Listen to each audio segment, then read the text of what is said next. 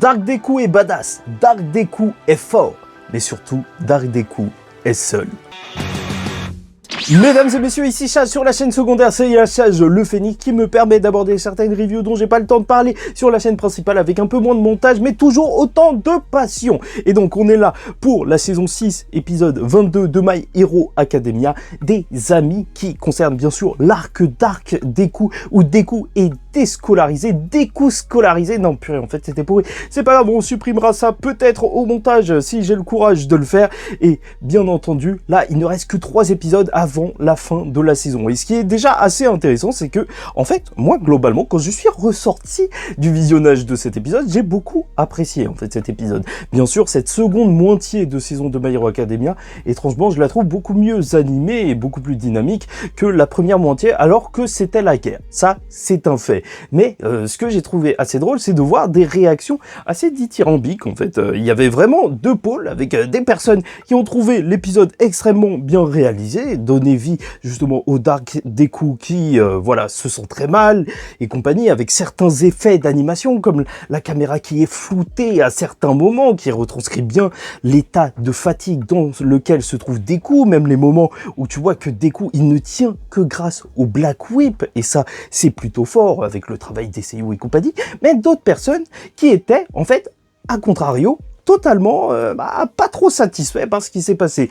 Et ça, en fait, ça s'explique, et c'est assez intéressant de le voir, c'est que, en fait, c'est vrai, les pages du manga lors de cet arc étaient iconiques. Peut-être, elles font peut-être partie des plus belles planches de My Hero Academia, dans le sens où, en fait, le trait, il était vraiment très travaillé de la part d'Horikoshi. Ça fourmillait de détails pour montrer à quel point son costume était sale, à quel point il était déchiré, à quel point lui était dans un autre état d'esprit. Et c'est vrai que forcément, en fait, ce genre de page iconique, c'est très difficile à retranscrire en animation. Après, ça, c'est un sujet global. Je pense que on peut le ressortir pour à peu près tout, parce que même Berserk, vu que c'est beaucoup de planches très travaillées, alors on a souvent eu ce questionnement qui a été fait par rapport aux différentes adaptations, et sans parler de rapport entre My Hero Academia et Berserk non plus, tu vois.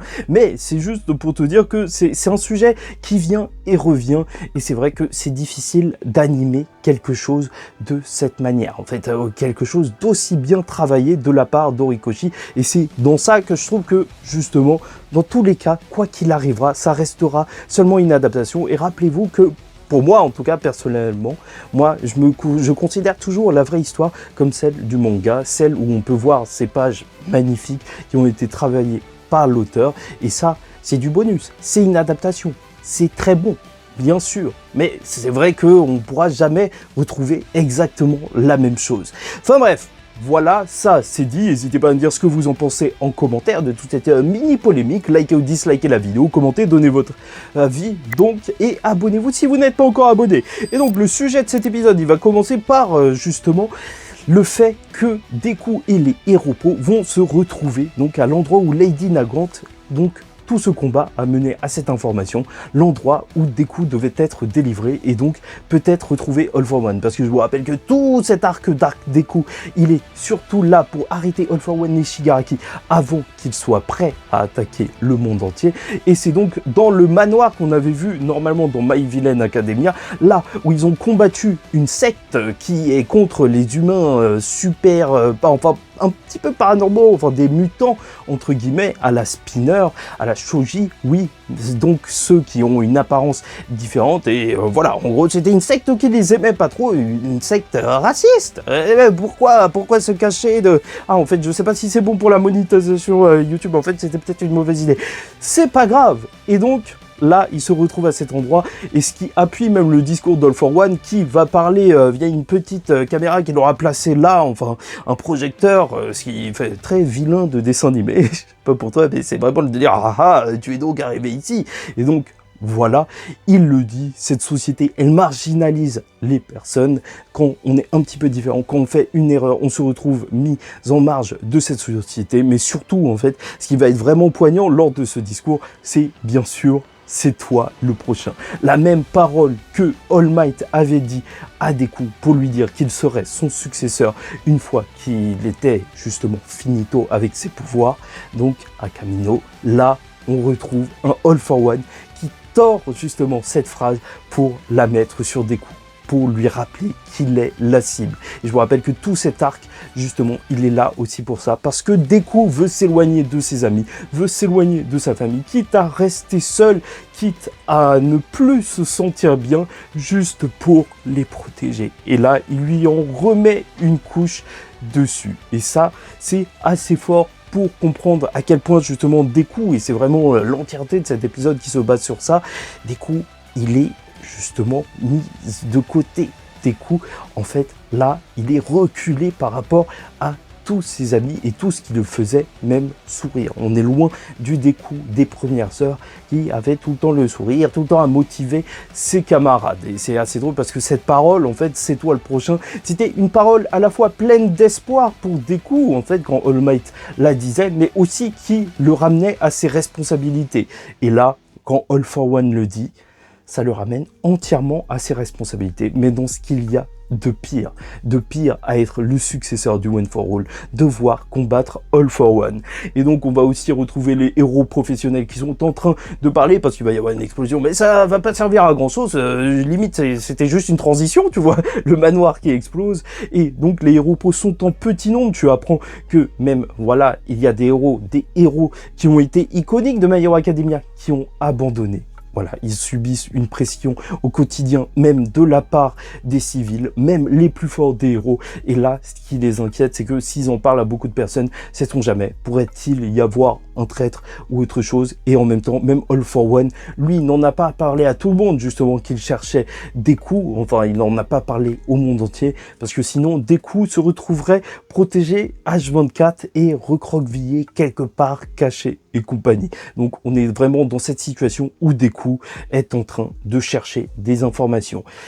Voilà, et on le voit qui, justement, prend son rôle de plus en plus à cœur, parce que c'était ça aussi, l'arc Deku, depuis qu'on l'a retrouvé, arrêté musculaire et compagnie, mais on le voit là, réellement à bout.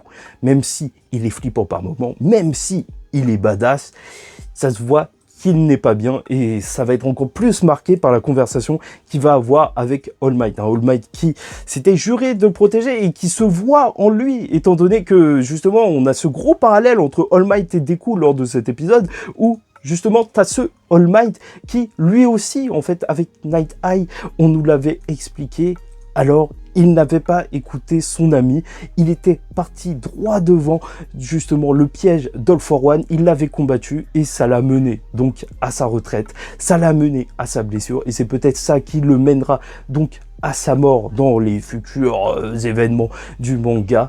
Mais donc All Might, il se reconnaît en un Deku qui ne veut juste pas s'arrêter. Et ça, c'est ultra marquant. Et tu comprends pourquoi, en fait, il y avait eu cette scène où All Might, il donnait à manger à Deku et c'était tout mignon. C'est pour te montrer que maintenant, Deku, là, il accepte même plus. Il veut juste rester seul et il part. Et ça, c'est tellement fort, en fait. Franchement, te dire que c'est Deku et All Might. Deku, c'est le mec qui était fan de All Might depuis qu'il était petit. Là, carrément, il le lâche, il ne veut même plus rester avec lui, il a peur même qu'il se blesse et compagnie.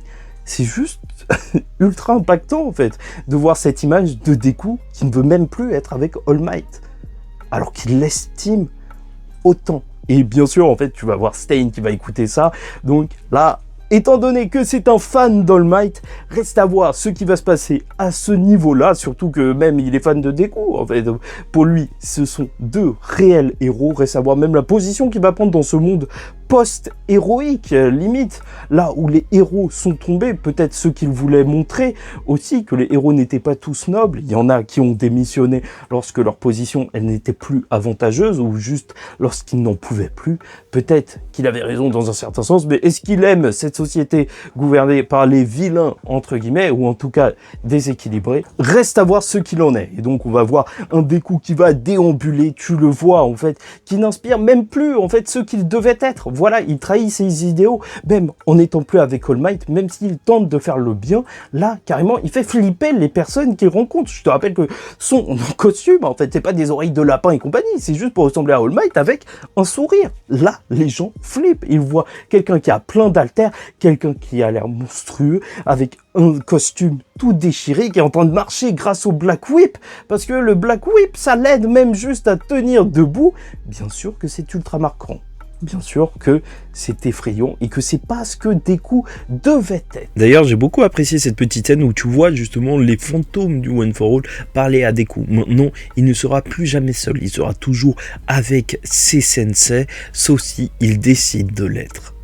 Bref, donc il va se retrouver face à Dictator. Je reviens pas forcément sur les pages parce que ça c'était le débat polémique. Donc est-ce que ça a été bien animé ou non? Moi je trouve que c'est très bien fait et que bien sûr on arrive à certaines limites par rapport au dessin d'Horikoshi. Mais voilà, donc il se retrouve face à Dictator. Tu vois que le plan d'All for One il était bien orchestré. En fait ce message qu'a eu All for One il a eu vraiment cet impact sur Deku. Même il parlait de All Might, il disait il était plus intéressé et compagnie. Tu vois que vraiment, là, Deku, il se sent mal, il sait qu'il est la cible et tu vois qu'il est à bout, en fait.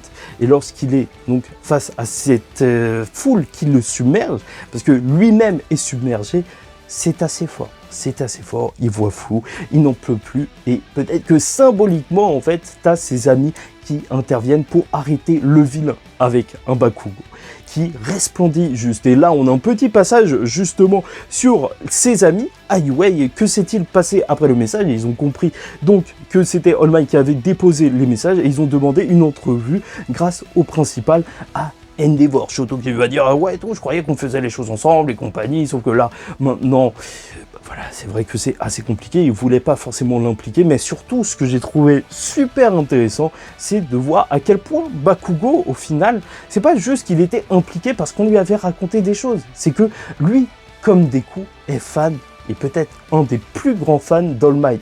Et surtout, c'est celui qui connaît aussi le mieux Deku dans toute cette classe.